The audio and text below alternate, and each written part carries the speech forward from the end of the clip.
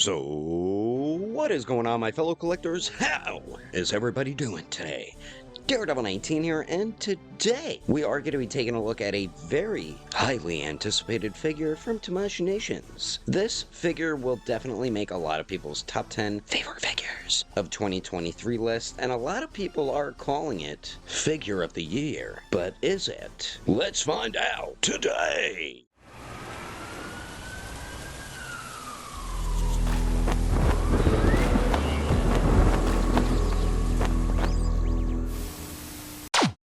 So starting it off with the box here, we do have the basic style packaging for SH Figuarts. There's the front, the sides there, the back with the barcode and blah blah blah stuff, and some nice promotional images. So let's get this figure open and take a closer detailed look. Alrighty, taking a closer detailed look here, and wowee, I am pretty damn impressed with this figure. Beautiful sculpting and painting, but there could have been a little extra paintwork that would have made a huge difference. Before I get into it, I just want to say that I absolutely love how the hair came out, with excellent shading and sculpted lines, and the faces are also on point. For the torso, I'm glad they added all the cuts and scrapes, but why not add a darker shade of paint to bring the detail out more? Makes me question why they didn't do that, because you really don't notice them from a slightly further view. This is the paint I was talking about earlier that I feel like they could have added. Yes, it's something minor, but it could have made a huge difference. Another thing people are skeptical about is the color of the plastic on the upper torso, because it is a slightly different color than the rest of the skin tone. But truthfully, it really isn't that bad at all, unless you have it under bright lighting. So another one of my favorite parts to the figure is the battle damage clothing, from the wristbands to the sash or belt and the pants. Excellent sculpt detail and beautiful shading. What's that you say? Shading. You know what that means. A DD19 plus.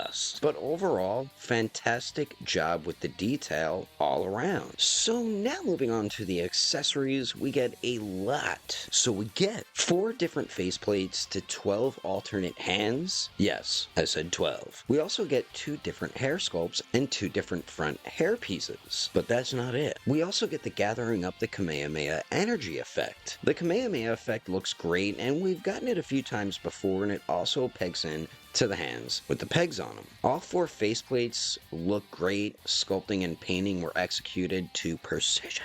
But as you can see, we do have the basic stern face, smirking face, teeth gritted angry face, and yelling screaming face. So pretty much the basics with a Goku that you always do need. For the hands, we get a pair of fists, martial art type hands, open palm blast hands, a new type of Kamehameha hands, but the pinky and ring finger are bent in a little more, and I really do like these hands. We also do get the basic Kamehameha hands, plus another set with the pegs. So that is all the accessories. Now let's take a lookaroo at the height and height comparisons. For Goku's height here, it looks like to the top of his head seems to be around 5 inches and 1/4 of an inch tall, then to the very tippity top to his pointy hair, he's around 6.5 inches tall. And then here he is compared to the Demonical Fit 3.0 Son Goku, and then we do have the Kong Studios or Beast Deity Super Saiyan 5 Goku or Tablos. And then also here he is compared to the SH Figuarts 5th Form Cooler, and then we do have the SH Figuarts Roanoa Zoro. And if you do want a custom lower portion of the robe that's wired, we do have them up on our Etsy page right now for pre-order. So there's the height and height comparisons. So for Goku's movement here, we get some really nice articulation. So he does look down decently, looks up pretty basic, I guess. Then we do get very nice pivot at both the neck joints, and then of course the swivel action. And then the belt can swivel, as you can see. The torso, he crunches forward decently, and then he does go back pretty good too. Then you do get the pivot there, which is okay, and then some swivel as well. Then the shoulders, you get a beautiful circular motion, as you can see, plus it is a butterfly type joint, and the arms do go out to the sides a lot more than 90 degrees, so that's good. They do go up and down-aroo. You do get the bicep swivel action. Double jointed elbows that bend in a bit more than 90 degrees. And then we do get a swivel and hinge on the wrist-aroo there. Now for the legs, Goku can kick forward a tiny bit over 90 degrees, which is pretty good. Then it does go back just a tiny bit. Now let's see if he can Jean-Claude Van Damme it, and he definitely can. Really nice leg movement here. Then we do get the the hip swivel there. There is no swivel where the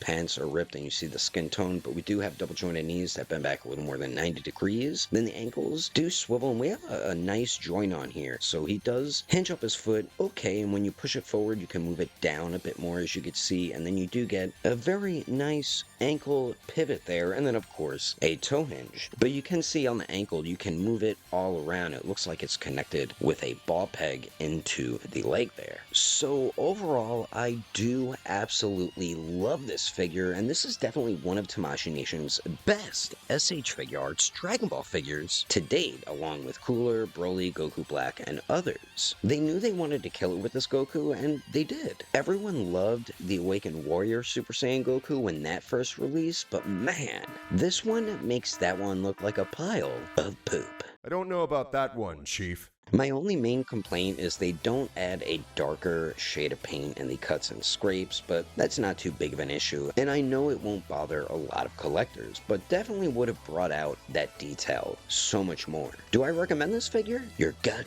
right I do. This is a must-have for a collection. But yeah, between the detail, accessories, and articulation, this is how you make a proper action figure that's super fun. So for my rating, I would have to give this legendary Super Saiyan Goku a 9.8. That's one hell of a good rating.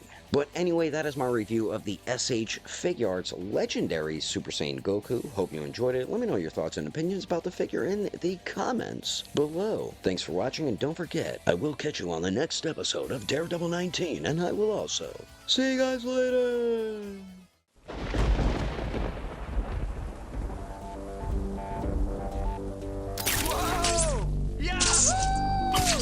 We shall start with revenge. I am the knight. Gonna change the future.